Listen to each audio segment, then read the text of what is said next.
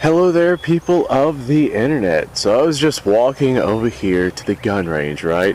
And I had this massive freaking locust fly across this field and smack me right in the jugular. If you don't know what a locust is, they're like these giant freaking grasshoppers. They get huge here in the state of Florida. And man, this guy, he just flew across the field and he targeted my jugular. He hit me like right here. And I tell you what, full force from one of those big old grasshoppers. Definitely not a fun experience. So I'm gonna go ahead and put this right here. And I'm gonna continue to complain about the state of Florida because my God, Florida, dude. The things that come out of Florida. I went actually in my pond over here, I went out there in my little John boat, do some fishing the other day. And I discovered that there are some massive, like 3-inch long leeches in that pond. So that's something I'm going to have to deal with at a later point in time. I recently did a collaboration video with Joe Morgan, and he showed off his handgun. If you want to see the collaboration, it's the 1911 anniversary video. And I got a link to Joe Morgan's channel in that video. And in his video, he talked about how he had a handgun that once belonged to his father. And I'm like, hey, wait a second, my father has guns. I can go ahead and show off some of those. And I've showed off these firearms before on the channel a long time ago, but it's been a minute. It's been a minute. So this right here, whenever I think of my father's guns, there are two in particular that I think of, and this is one of them. This is a 44 Smith & Wesson chambered in 44 special. And it is, I don't 100% know if this is the case, but I remember being told that this was the case a long time ago. It is nickel plated. I do not know what kind of wood this is. Judging by the look of it, I'm going to guess walnut. But of course we have the classic Smith & Wesson push button cylinder release. This is both single action and double action, chambered in 44. The sights on this thing, the rear sight appears to be adjustable for both windage and elevation. I do not know. I've never adjusted this thing. I do not even know if it's going to hit at point of aim. I don't like how tall the front sight is on this particular revolver, but well, this isn't my revolver, so I guess I can't really judge on that. I really like the fact that on the side of the pistol grip right here, there's a little indentation where you can put your thumb, and that really does help with stabilization whenever I aim at this particular handgun. I also really like how the trigger itself has little serrations inside of it, and I've noticed that in my time of using this thing, although I don't use it very often because it's my father's gun and not mine, in my time of using this thing, whenever I do actually fire it, those serrations definitely help my finger stay on place on that trigger and not wander around. There are some times where I'm dealing with very large handguns like this, although this is just 44 special. It's not a 44 Magnum or anything like that, but it is still a beefy handgun. Whenever I'm dealing with large handguns like this, there are times where I'll notice if the trigger doesn't have any sort of serrations on it, my finger will actually slide around on it, and that will diminish accuracy because of my finger placement, and I start pulling left or right or one way or the other. So we have the Smith & Wesson logo right there on the side of the revolver, and we also have it on the sides of the pistol grip itself as well. I do not know if these are original, but they do appear to be at least Smith & Wesson made. Right here along the frame, you can see along where the hammer actually goes into the frame, it looks like there's a little crack there, or at least that's what I originally thought whenever I saw this thing and actually knew anything about firearms a while back. But then I started tracing this along the actual frame of the revolver, and I saw that this crack goes alongside this screw right here, and I'm like, oh no, this right here is just a cover plate for the side of the frame of the revolver. So originally I did think that it was cracked, but I was incorrect on that. It turns out that for this particular revolver, if you want to access the internals, you don't have to go in a full-on disassembly with the revolver. You just take out these two little screws, and this cover plate right here will actually come off and allow you to access the internal of the revolver in the event that you need to do that. I really like the serrations on the hammer as well. Just the serrations all over this firearm, on the cylinder release, on the hammer, on the trigger. It really does make for easy operation. Now this right here is a very simple or a very regular scene revolver system. You have yourself a cylinder that comes out. It's a 6-shot revolver. There's a little ejection rod that you can use to knock out your spent cases. The sights on this thing, sight picture is halfway decent. Since this is both single action and double action, with the hammer down you can still see your sights. There are some revolvers out there that do not allow that. I do see on my father's revolver here a little circle right there in the hammer. I'm assuming that that's some sort of pin to hold the firing pin in place, because the firing pin does look like it would be removable. Now I do not know if that is actually the case. That might potentially be something that you could turn for maybe a manual safety.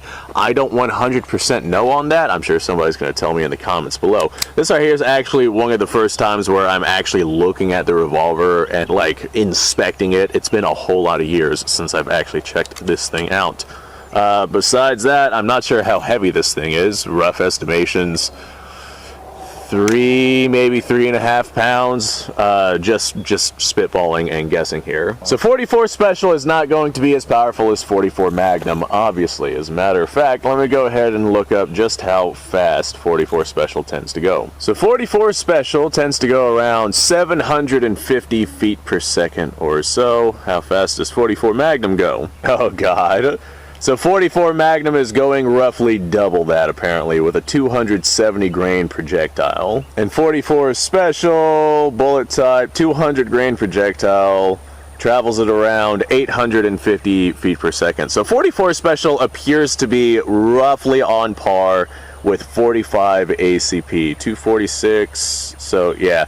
It might be slightly weaker, but it's roughly on par with 45 ACP. So I actually have a couple of rounds of 44 Special here. I don't have very many. Whenever it comes to the 44 Special rounds, my supply is definitely limited. So I've got 3 rounds, and I haven't fired this thing in a very long time. The last time I fired it, I actually fired it for the YouTube channel, so it was quite some time ago. So with this one round right here, I'm gonna aim at the steel. We're gonna see if we hit the steel. I heard Kevin. Let me make sure Kevin's not in the way anywhere. Last thing I want is to have a fallen peacock on my hands.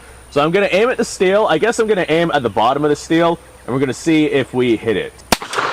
Hey, we actually hit it. All right, so 44 Special, not that powerful, honestly. I was expecting a little bit more recoil since it is 44, but again, with it being, I think these are 230 grain projectiles, if memory serves me right. So it actually does have, well, I mean, considering how heavy the revolver is, well, I was going to compare it to the recoil of my 45 ACP 1911, but that's also a completely different system. Revolver, you have no cycling parts, no recoil absorption or anything like that, but they're very similar. Maybe I'll make a video where I bring these out and like compare them side by side. 44 Special and 45 ACP. So I have me a little bowling pin right here. I hit this with a 44 Magnum not too terribly long ago, and the 44 Magnum did not go through. So I know for a fact the 44 Special is not going to go through. What I want to do, I just fell over. What I want to do is I want to hit like the top part, and I want to see if the 44 Special will go through that top part of the bowling pin. Honestly, I have no idea what to expect with this, but hey, let's go ahead and send a round of 44 Special into the top of that bowling pin, and let's see if this goes through. This is just soft lead ammunition. It's not like Full Metal Jackets or anything. Well, I hit it. Let's see what happened. All right. So 44 Special did not have the power to actually go through this thing. Right there's our entry, and we have no exit. So somewhere in this bowling pin, there is just a hunk of 44 Special lead. All right, what else do I feel like doing with this thing? You know what? I have this piece of wood right here. I may as well hit it with a 44 Special round, and let's go ahead and see what kind of damage it does to that wood. Why the hell not? So this revolver was one that my father had for my entire life. I'm sure he's had it since before I was born. And whenever I was a young lad, with it being 44 caliber and a large revolver, I was always nervous about shooting this thing. Speaking of shooting this thing, where do I want to shoot this thing at? I guess right there. But I was always nervous about shooting this thing simply because it is a large revolver. Now, nowadays, I have absolutely no issue shooting this thing. But back whenever I was probably about, oh, I don't know, this big or so, and my father was like, hey, I have this big revolver, take it out and shoot it. And I'm like, look at the size of the bullets on this thing.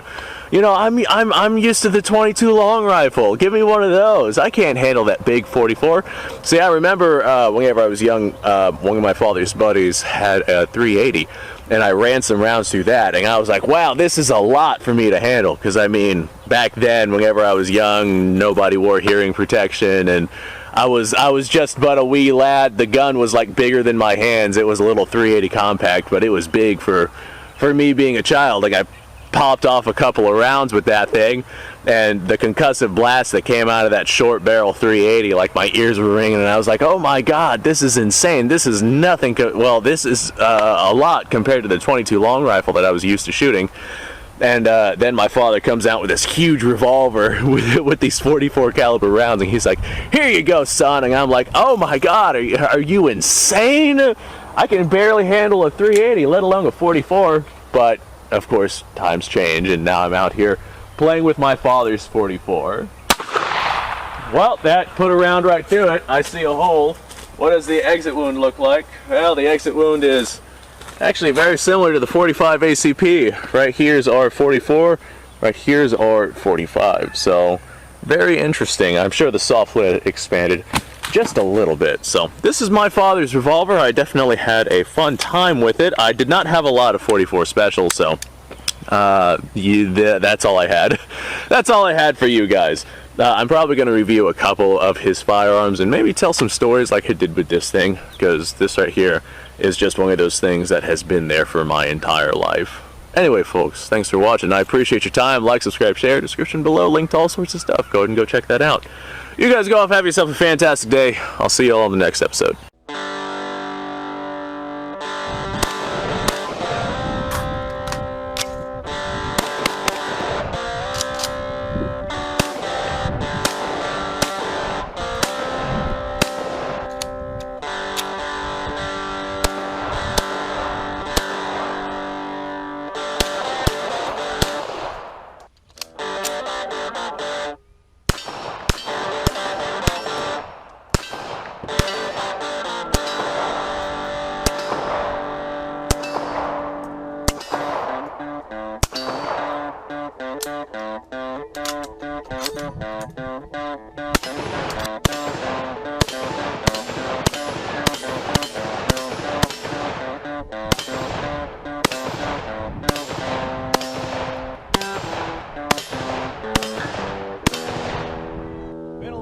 Since I've done this.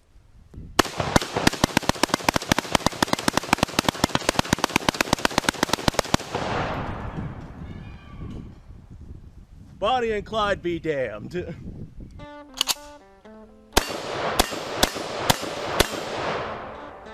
Poor man's Garen.